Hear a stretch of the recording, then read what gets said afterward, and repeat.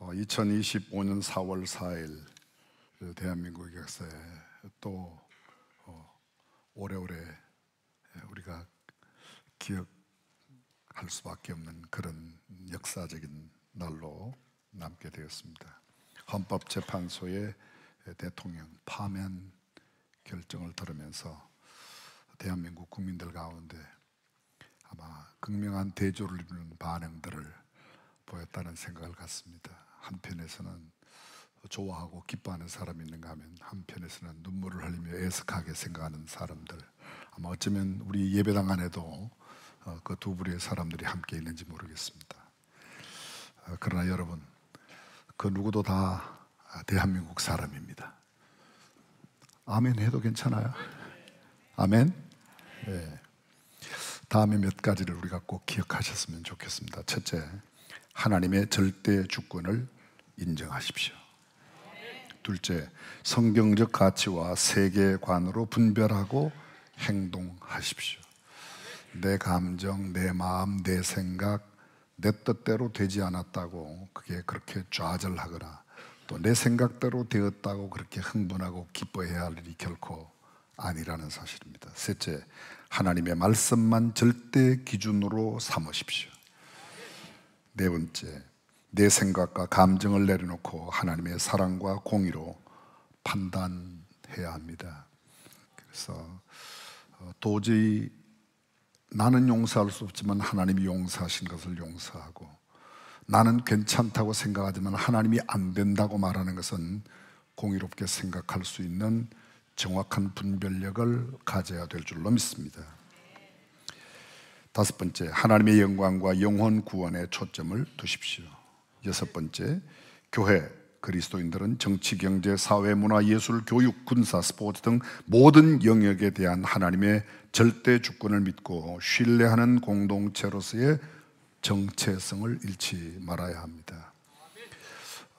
탄핵을 기뻐하는 사람도 또 탄핵을 아주 애석하게 슬프게 생각하는 사람도 다 한 대한민국 사람입니다. 제가 알고 있는 어떤 한 가정에 자녀가 3남매예요. 아들 둘, 딸 하나. 근데 아들 둘 형제가 만나면 싸워요. 보통 싸우는 게 아닙니다.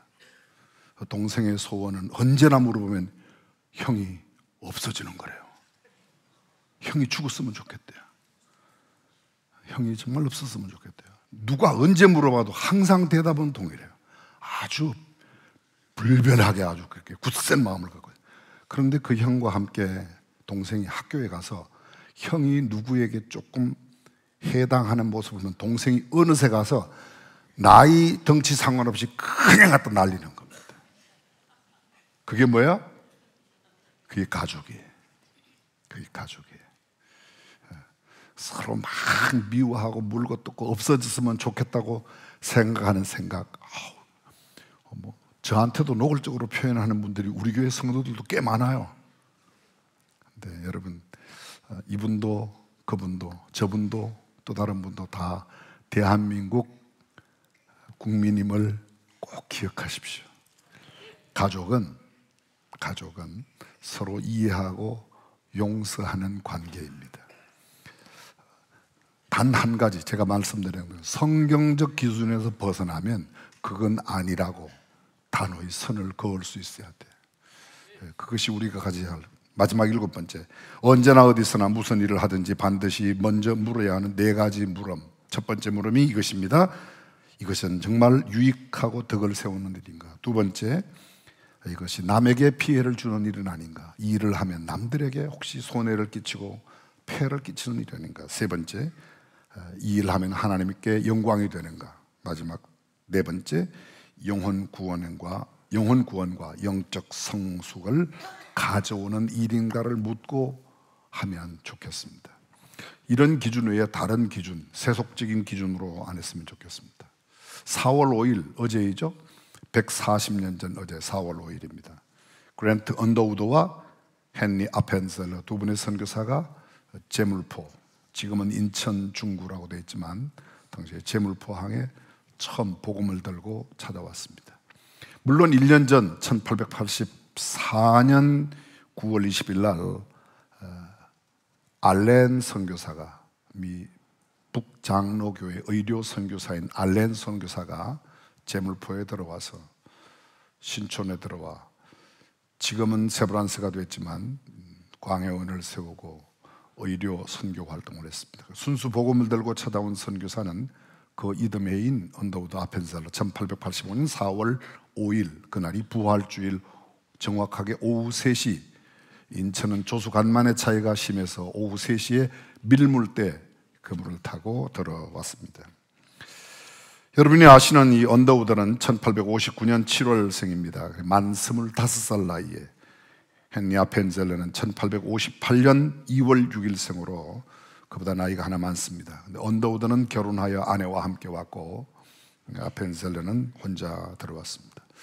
언더우드 타자기를 들어보신 분이 계신지 모르겠습니다. 그게 바로 언더우드의 형 토마스 언더우드가 타자기를 만들어서 많은 돈을 벌어서 그 돈으로 미스터 세브란스가 세브란스에 기증하기 전 신촌의 상당 부분의 땅은 그 언더우드 선교사의 형 되는 분이 선교회로 보내준 것이 오늘날 연세대학교, 그리고 그때는 옛날에는 연희전문학교였죠. 그리고 세브란스가 되었습니다.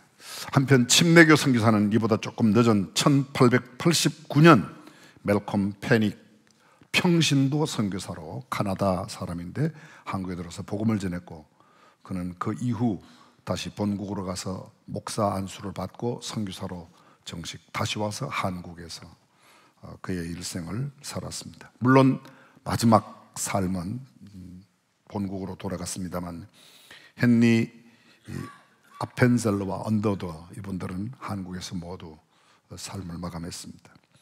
1902년 6월 11일 목포로 가던, 인천을 떠나서 제물포로 떠나서 목포로 가던 배에 선박사고로 삶을 마감한 언더우드 선교사, 그가 남긴 기도문이 어저께 저희들이 우리 교회 몇몇 분들과 함께 제물포에 한국 기독교 100주년 기념 다발에 기도회를 하면서 어저께 새벽에 그 선교사의 기도문을 읽었습니다. 제가 그 기도문을 시간이 가지만 잠깐 읽어드리겠습니다. 언더우드 선교사의 기도. 지금은 아무것도 보이지 않습니다. 주님 메마르고 가난한 땅, 나무 한 그루, 청청하고 시원하게 자라오르지 못하고 있는 땅에 저희들은 옮겨와 앉아 있습니다. 그 넓고 넓은 태평양을 어떻게 건너왔는지 그 사실이 기적입니다. 주께서 붙잡아 뚝 떨어뜨려 놓으신 듯한 이곳, 지금은 아무것도 보이질 않습니다. 보이는 것은 고집스럽게 얼룩진 어둠뿐입니다. 어둠과 가난과 인습에 묶여있는 조선 사람뿐입니다. 그들은 왜 묶여있는지도 모르고 묶여있는 것이 고통이라는 것도 모르고 있습니다. 고통을 고통인 줄 모르는 자에게 고통을 벗겨주겠다고 하면 의심부터 하고 화를 냅니다. 조선 남자들의 속셈이 보이질 않습니다.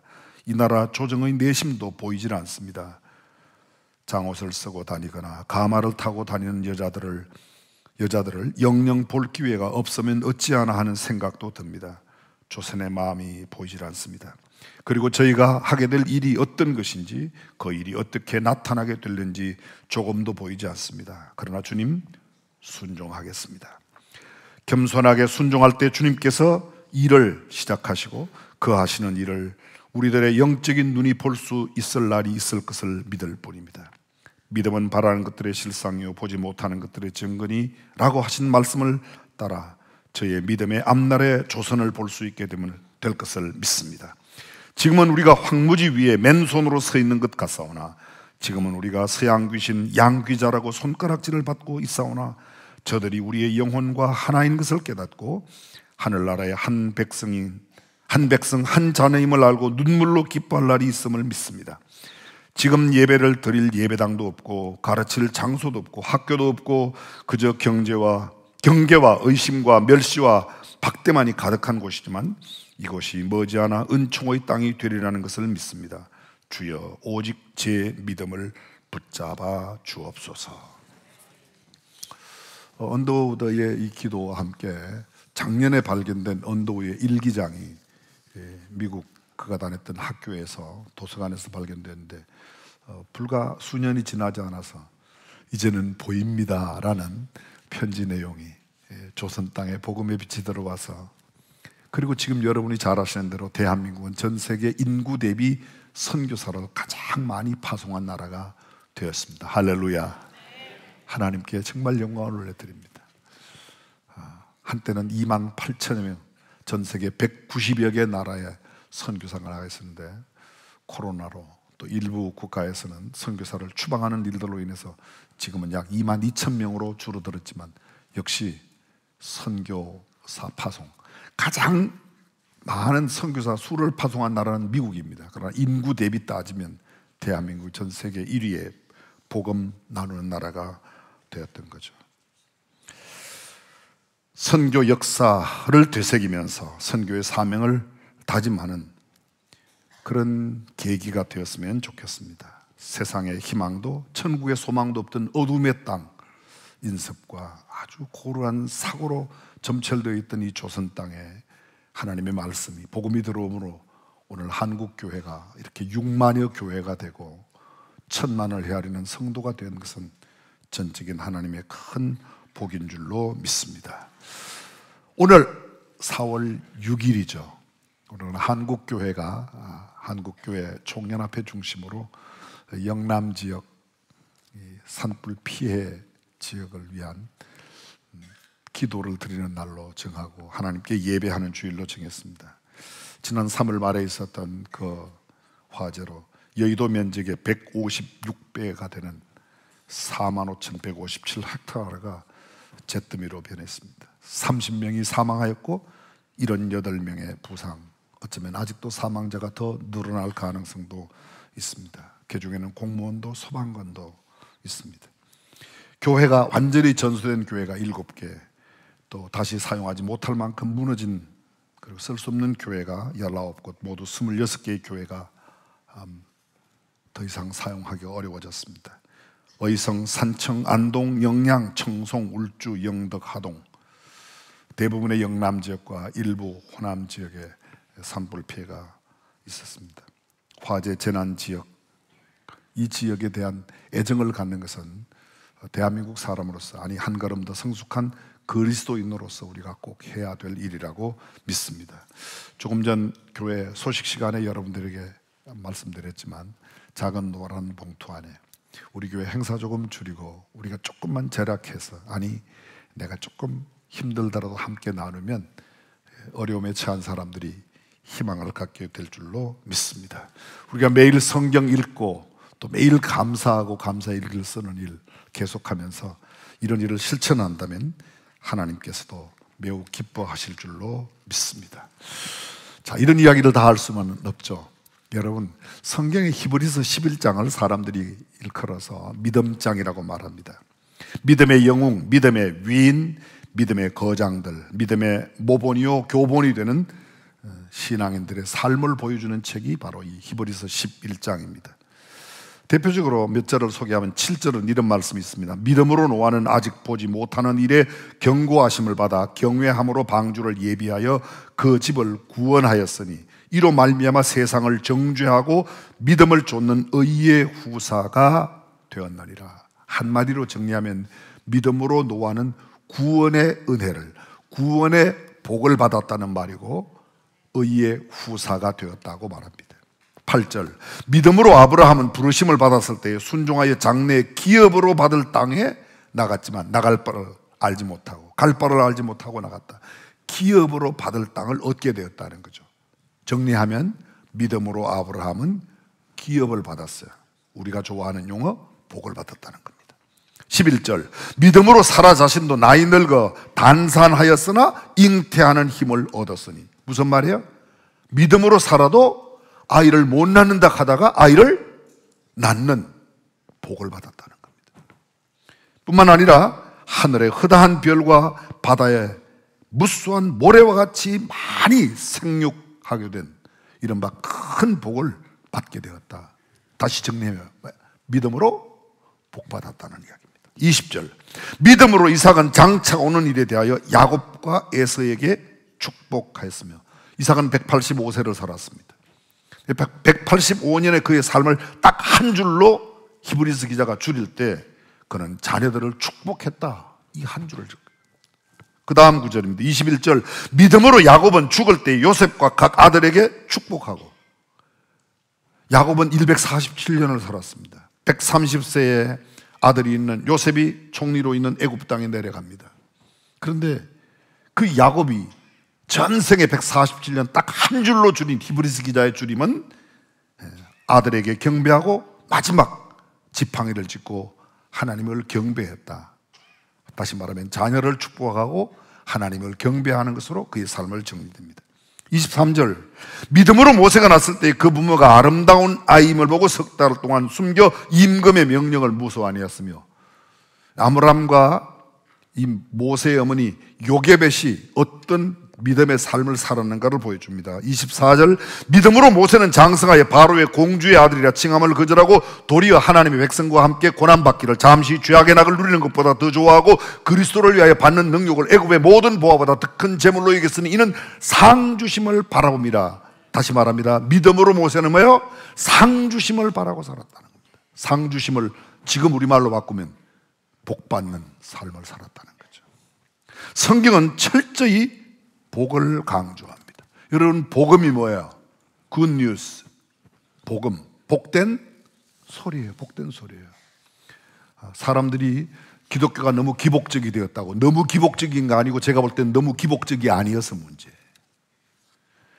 기독교가 당연히죠. 세상 사람들이 이방신에게 가서 빌고 우상에게 가서는 그런 복을 비는 장소는 아닌 게 맞아요.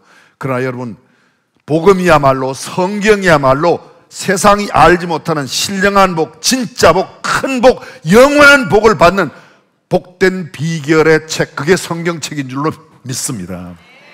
그렇습니다. 예수 믿고 복 받는다는 말이 잘못되지 않았어요. 왜 그렇게 복을 싫어해요? 실제로는 복을 엄청 좋아하면서 여기는 아닌 것처럼 그렇게 이야기해요. 아주 나빠요. 그러면 안 돼요. 다시 한번 여쭤볼게요. 복이 좋아요, 나빠요? 근데 왜 그렇게 기복적인 걸 싫다고 그래요? 기복이 뭐예요? 복을 원한다, 기도한다는 거예요. 성경은 이야기합니다. 예수 믿는 사람들에게 하나님께서 신령한 복을 주신다, 영원한 복을 주신다, 큰 복을 주신다. 아멘. 복 주신다고 돼 있어요. 근데 왜 기독교가 기복적이라고 자꾸 욕을 해요? 아니에요, 여러분. 그 욕하는 사람들 그 복 저한테 다 주시길 바래요. 성경이 말씀하는 하나님의 복은 영원한 복입니다. 영적인 신령한 복입니다. 또 이 세상 사람들이 말하고 있는 이 땅에서 잘되고 건강하고 행복하게 사는 그 복도 그 안에 포함되어 있는 줄로 믿습니다. 믿음의 사람들이 누린 복 이야기, 그게 성경책에 기록된 상당한 부분의 이야기입니다.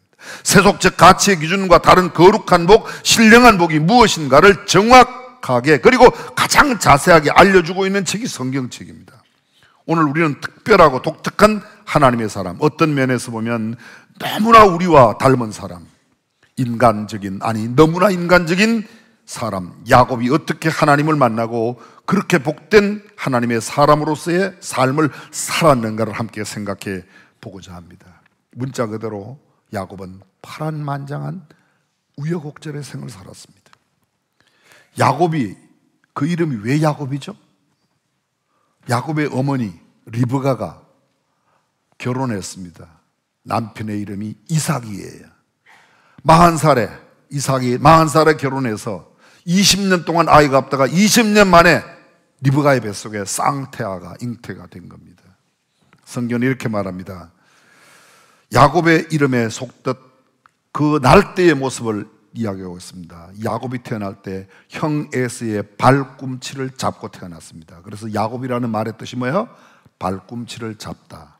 문자적인 뜻은 그런 뜻이고 그것이 히브리적인 의미를 가하면 사기꾼, 협작꾼, 도둑놈, 그런 게 그게 야곱이라는 이름의 뜻입니다. 근데 야곱의 생애가 정말 그랬습니다. 날 때부터 형 에서의 발꿈치를 잡아 그 이름이 야곱이 되었는데 창세기 47장 9절에 보게 되면 이 야곱이 130세가 되었을 때 아들이 형들에게 팔려가서 애굽에 갔고 훗날 애굽의 총리가 되어 그 형제 모든 가족들을 애굽으로 불러옵니다. 그때 바로 앞에 선 야곱의 이야기가 이렇게 기록되어 있습니다. 야곱이 바로에게 고하되 내 나그네 길의 세월이 130년이니이다. 나의 연세가 얼마 못되니 우리 조상의 나그네 길의 세월에 미치지 못하나 험악한 세월을 보내었나이다. 아브라함이 몇 살까지 살았죠? 175세. 이삭이 185세, 야곱은 130세니까 자기 열조들에 비해서 나는 130세, 아직 내 연세가 얼마 안 됩니다. 나 아직 젊어요. 이런 말이에요.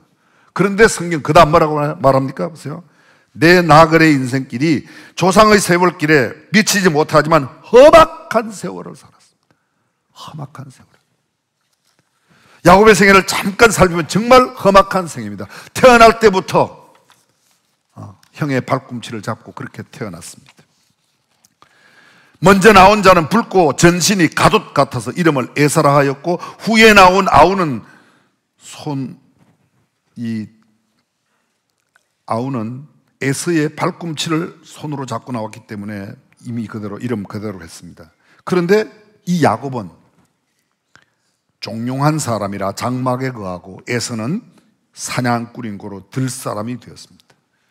성경의 이야기는 곧바로 넘어갑니다. 들사람, 이 사냥꾼 에서가 사냥을 나갔다가 너무 배가 고픈 채 돌아옵니다. 근데 야곱은 그때 뭘 했죠? 떡을 해놓고 팥죽을 끓이고 있었습니다. 너무 배가 고프니까 에서가 그거 좀 달라고 그러니까 이야기를 하는 거예요. 성경에는 이렇게 안 됐는데 제가 우리 식으로 하면 나한테 형이라고 불러. 그럼 내가 떡하고 팥죽 줄게. 성경은 이렇게 말하고 있습니다. 그 형에서 장자의 명분이 내게 무엇이 유익하리요? 그 다음에 생각됐어요. 배고파 죽겠는데. 그리고 형이라고 부르고 그거 얻어마셨습니다. 그 다음 성경은 이렇게 말합니다. 에서가 장자의 명분을 경홀히 여김이었더라. 가볍게 여겼다. 장자의 명분을. 여러분, 우리는 한국 사람 특히 그런 것 같아요. 명분을 굉장히 중요하게 생각해요. 그렇죠? 명분을 중요하게 생각해요. 쉬운 예를 들어보겠습니다. 교회에서 하나님께서 허락하신 목사, 장로, 권사, 집사, 찬양대, 교사, 여러 교회, 하나님이 주신 직분이에요. 명분이 있어요. 그걸 귀하게 여겨야 된다 1번, 아무렇게나 알아도 괜찮다 2번. 가끔 어떤 분이 그까이까 집사 그냥 대충 주지. 대충 주는 게 아니에요, 여러분. 그게 그까이까가 아니에요. 그래서 성직은 중요한 겁니다. 성직은 중요한. 에서가 그 명분을 가볍게 여겼어요. 그리고 그것이 이 명분을 가볍게 여겼다. 직책과 책임과 권한과 직위, 그 이름, 그걸 가볍게 여겼다는 거예요.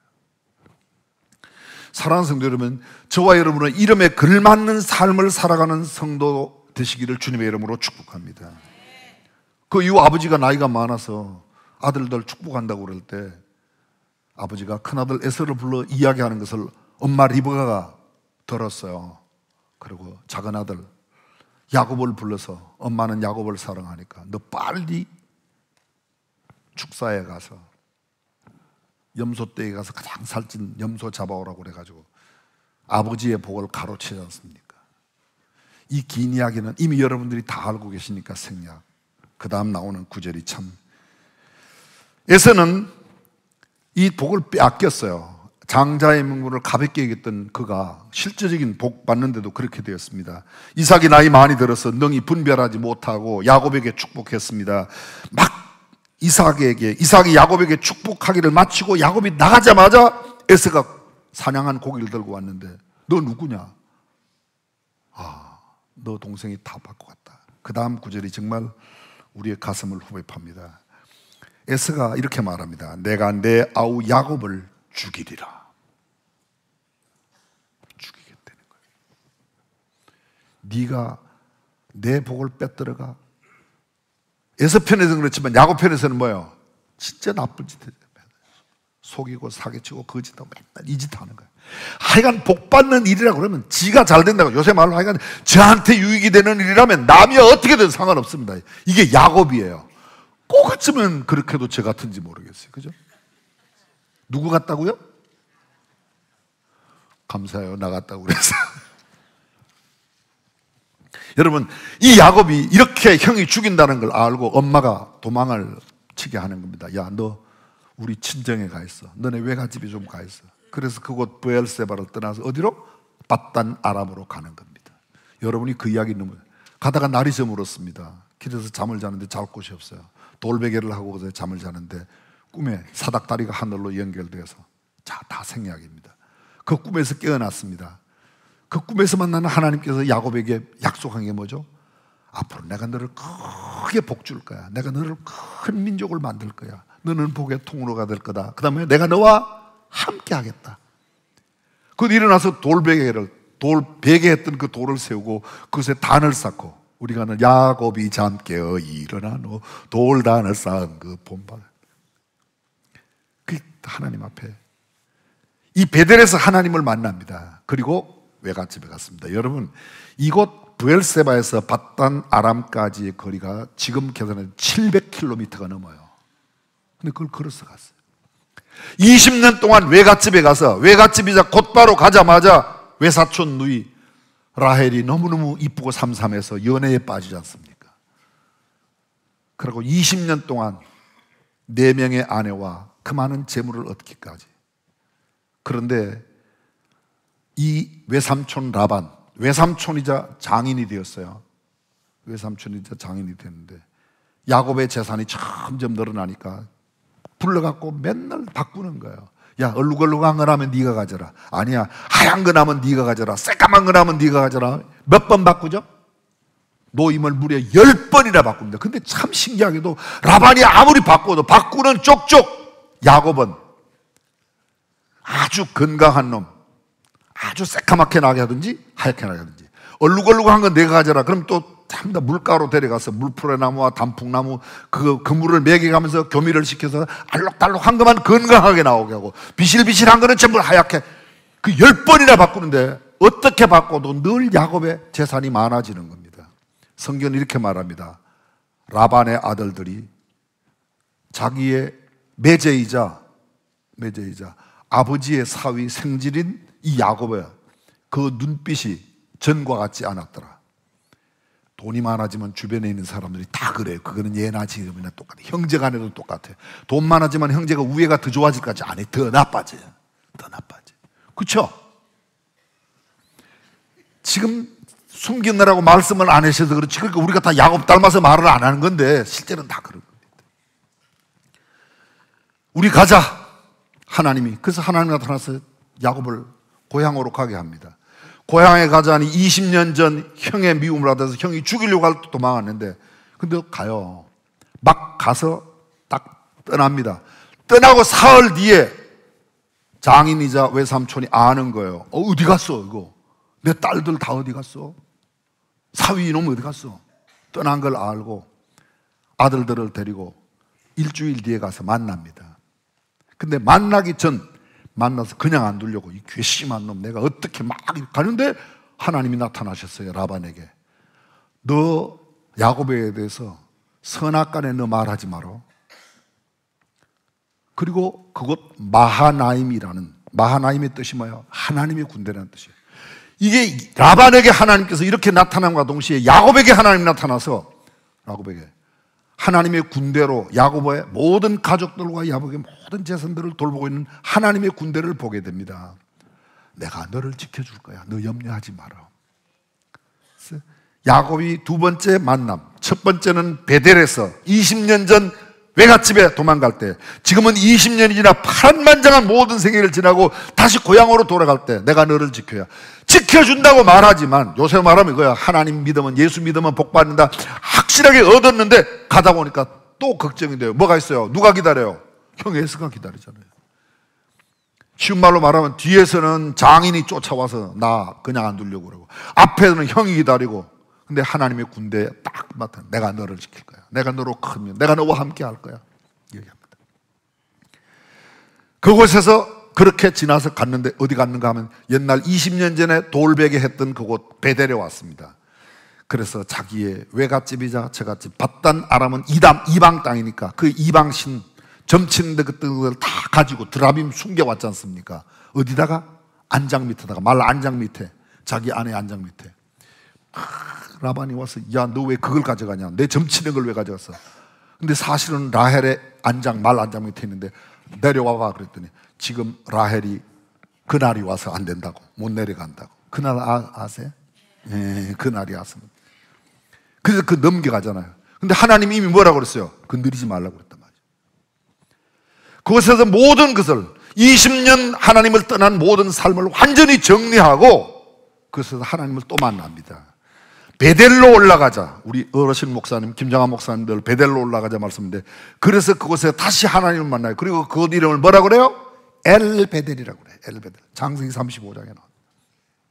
제가 시간 관계상 성경을 다 찾지 못하지만 엘베델의 하나님을 첫 번째 베델에서 만납니다. 두 번째 20년 뒤 돌아오는 길에 마하나임의 하나님을 만납니다. 세 번째 처음 만났던 베델에 다시 와서 그것을 이름을 엘베델이라고 합니다. 그리고 엘베델을 떠나서 이제 막 야복 나루트에 와서 건너고 요단강만 건너가면 형 에스가 있는 부엘세바 쪽으로 갈 수 있는데 라고 하는데 야복 나루트에서 아무리 생각해도 하나님께서 함께 하신다고 그러고 하나님의 군대를 보여주는데도 야곱은 불안하기 그지없습니다. 그래서 자기가 가져온 재물들 가운데 세 대로 나눠야 가장 맨 먼저 형님에게 보내는 선물, 그 다음에 두 번째는 자기 사랑하는 라헬 말고 나머지 여자 아내 셋하고 종들하고 막 되어갖고 미리 종들을 보냈습니다. 형 에서에게 형님께 드리는 야곱의 선물입니다.